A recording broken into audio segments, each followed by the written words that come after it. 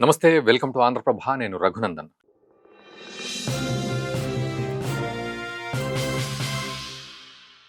So, మొన్నటి వరకు బంగ్లాదేశ్‌లో ఉస్మాన్ హదీ హత్యకు భారతే కారణం అని చెప్పి దుమ్మెత్తిపోసిన సందర్భం బంగ్లాదేశ్‌లో ఒక్కొక్కడు. ఈరోజు ఉస్మాన్ హదీ హత్యకు భారతే కారణం. భారత్ రెజిమ్ చేంజ్ కోసం ప్రయత్నం చేసింది. కొన్ని కోట్లు ఖర్చు పెట్టింది. మొత్తానికి ఏదో రకంగా బంగ్లాదేశ్‌ని ముంచేయాలి. షేక్ హసీనా ఫేవరబుల్‌గా ఉంటూ అని చెప్పి నానా రకాలుగా భారతదేశం మీద అక్కసు వెళ్ళగక్కి పాకిస్తాన్‌తో కూడా చేతులు కలిపే ప్రయత్నం మొహమ్మద్ యూనుస్ ప్రభుత్వం చేస్తూ ఏదో రకంగా బురద బుద్దామని ట్రై చేశారు. కానీ ఈరోజు బంగ్లాదేశ్‌లో ఉస్మాన్ హదీ హత్యకు, చావుకు కారణం భారత్ కాదు అనేదే ఇక్కడ అసలు విషయం.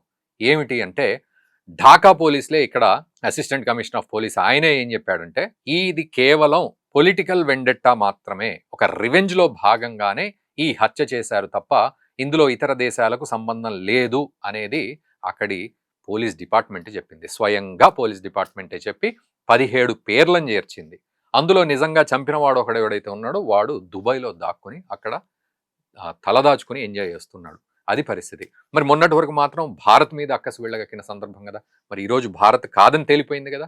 సో ఇది మనం ఇక్కడ దూద్ కా దూద్ పానీ కా పానీ అన్నట్టుగా మనం క్లారిటీ తీసుకోవాలి. ఏంటి అంటే బంగ్లాదేశ్‌లో జరుగుతున్న అల్లర్లకు గానీ, హత్యలకు గానీ భారత్ కారణం కాదు అనే క్లారిటీ మనం తీసుకోవాలి, వాడికి లేకున్నా కూడా. ఇదొక ఎత్తైతే ఫిబ్రవరి 12 ఎలక్షన్స్ జరిగే ముందు అసలు జరుగుతాయా లేదా అనేది ఫస్ట్ క్వశ్చన్‌గా మారింది ఇప్పుడున్న సిచ్యువేషన్స్ ప్రకారం. ఎందుకంటే అక్కడ ఈ పొలిటికల్ వెండెట్టా హత్యలు ఒకవైపు జరిగాయి. మరోవైపు ఎలక్షన్స్ విషయంలో పొలిటికల్ పార్టీలన్నీ కూడా ఒకే గొడుగు కిందికి వచ్చి కొట్టుకు చస్తున్నాయి.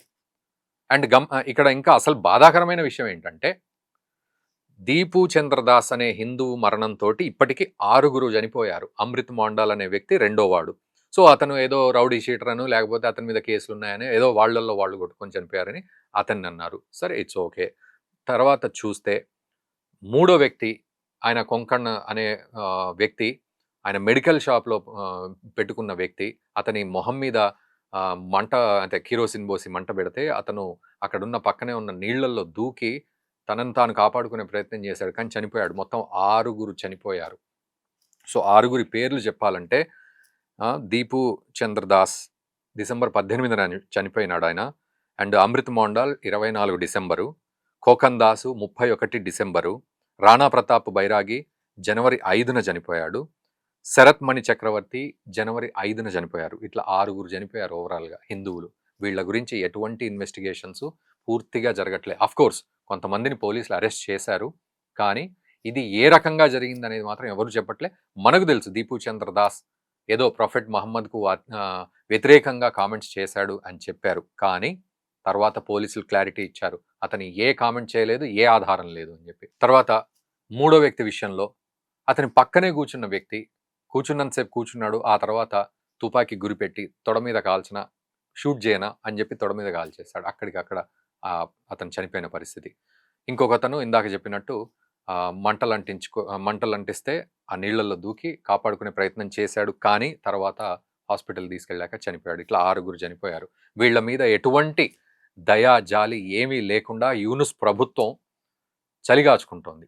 నిజంగానే యూనుస్ ప్రభుత్వం చలిగాచుకుంటుందనే చెప్పాలి. ఎందుకు అంటే ఇవన్నీ కూడా ఆ యూనుస్కి అవసరం.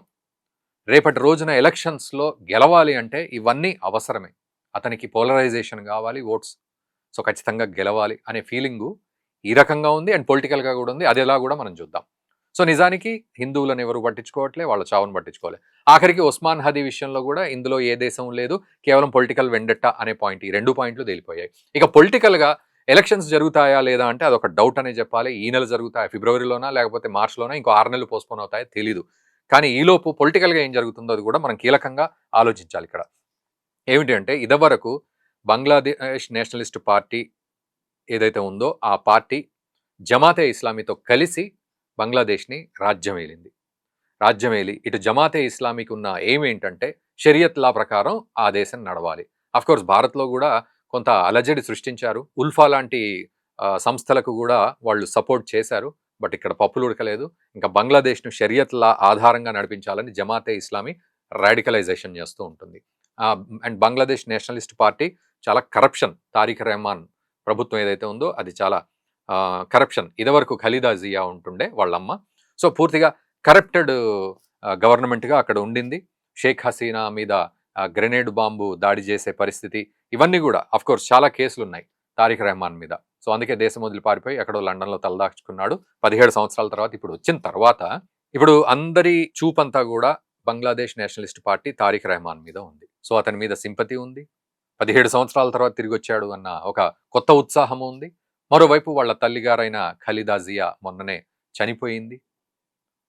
చనిపోవడంతో ఇంకొంత సింపతి ఫామ్ అయింది. సో ఈ రకంగా బంగ్లాదేశ్ నేషనలిస్ట్ పార్టీకి ఇప్పుడు ఒక ఎడ్జ్ ఉన్నట్టుగా కనబడుతుంది. మరి మొహమ్మద్ యూనుస్ పరిస్థితి ఏంటి ఒకవేళ అలా గనక ఉంటే? సో ఏదో ఒక అలజడి గనక ఉండాలి ఖచ్చితంగా. సో ఆ అలజడి ఎవరు చేశారు అని, ఎవరి మీద వేద్దామని, అసలు చేసింది ఎవరు, ఇవన్నీ కూడా ఫార్ములాస్లో భాగమే. ఇదొక ఎత్తైతే జమాతే ఇస్లామీ పార్టీ ఏమంటుంది? మాకు ప్రజల కోరికలు తీరాలి, అక్కడ యూత్ కోరిక తీరాలి, పాపం వాళ్ళు ఎంతో ఇబ్బంది పడ్డారు ఇప్పటి వరకు, తర్వాత డెమోక్రటిక్ ప్రభుత్వం రావాలి అంటున్నారు. కానీ దయ్యాలు వేదాలు వల్లించినట్లు జమాతే ఇస్లామీ అనే రాడికలైజేషన్ చేయాలనుకునే ఒక సంస్థ ఎక్కడ డెమోక్రటిక్గా మాట్లాడుతుంది? సో తనేం చేస్తోంది? మెల్లిగా బిఎన్పితో ఇదివరకు జతగట్టింది, కానీ ఇప్పుడు బిఎన్పితో జత కట్టకపోతే నడిచే పరిస్థితి లేదు. కాబట్టి మెల్లగా ఏం చేస్తోంది? మాతో ఏ పార్టీ కలిసి వచ్చినా పర్వాలేదని చెప్పి బిఎన్పితో కలవాలనే ఉద్దేశాన్ని వ్యక్తపరుస్తూనే మెల్లిగా నేషనల్ సిటిజన్ పార్టీ తోటి, ఎన్సిపి తోటి చేతులు కలిపి, ఈ ఎన్సిపి అనే పార్టీ హస్నతుల్లా అనేవాడు, హస్నత్ అబ్దుల్లా, వాడు కోడిమెడను విరిచేస్తా అన్నట్టుగా చికెన్ నెక్ మన సిలిగురి కారిడార్ గురించి మాట్లాడతాడు. సో అటువంటి వాణ్ణి, అటువంటి పార్టీని సెలెక్ట్ చేసుకొని వాళ్లతో ఏకమయ్యింది. And BNP it side, so ఇది కొంత కన్ఫ్యూజింగ్గా ఉండొచ్చు, బట్ స్టిల్ మనం ఎక్స్ప్లెయిన్ చేసుకునే ప్రయత్నంలో బిఎన్పి ఈ రకంగా, కానీ క్యాజువల్గా చెప్పాలి లేకపోతే న్యాచురల్గా చెప్పాలి అంటే బిఎన్పికి నైసర్గికంగా ఒక బలం అయితే ఉంది.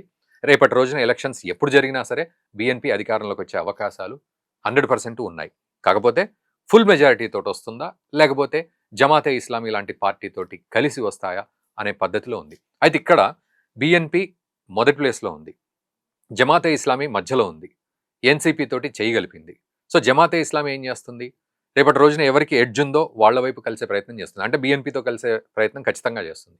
ఎందుకంటే మొహమ్మద్ యూనుస్తో కలిస్తే వాళ్ళకు కూడా పుట్టగతులు ఉండవు కాబట్టి. రేపటి రోజున మొహమ్మద్ యూనుస్ని రోడ్డు మీద పరిగెత్తించి కొట్టే అవకాశాలు కూడా ఉంటాయి.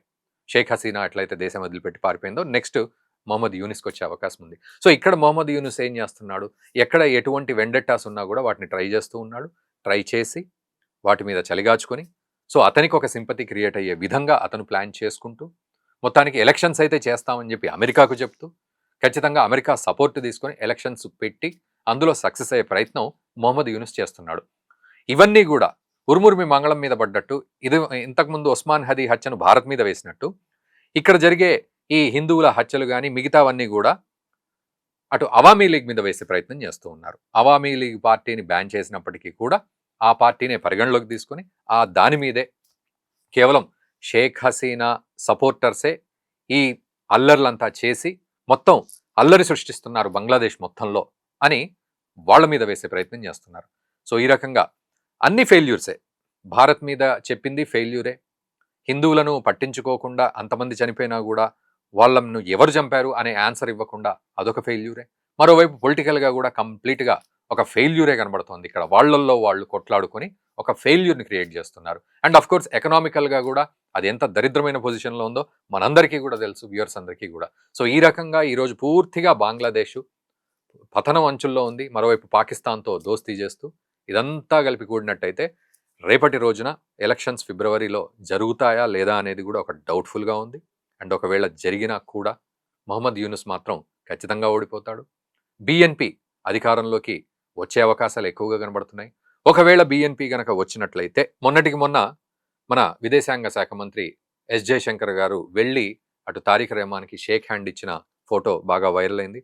అఫ్ కోర్స్ ఆయనను పరామర్శించడానికి వెళ్ళారు, ఆయనకు భుజం తట్టడానికి వెళ్ళారు, కానీ ఆ ఫోటో బాగా వైరల్ అయింది. సో దట్ భారత్ చాలా పాజిటివ్గా ఉంది, బంగ్లాదేశ్లో ఏ ప్రభుత్వం వచ్చినా అన్న సంకేతం అక్కడ కనపడుతుంది. ఈ లెక్కన మరి ఆయన భారత్ వైపు అనుకూలంగా ఉంటాడా, లేకపోతే ఇదివరకు చేసినట్టే మళ్ళీ కుట్రలు చేస్తాడా అనేది క్వశ్చన్ మార్క్ అయితే ఇంకా పెండింగ్లో ఉంది దానికి ఆన్సరు. సో ఏ రకంగా చూసినా బంగ్లాదేశ్ పూర్తిగా భ్రష్టు పట్టిపోయింది.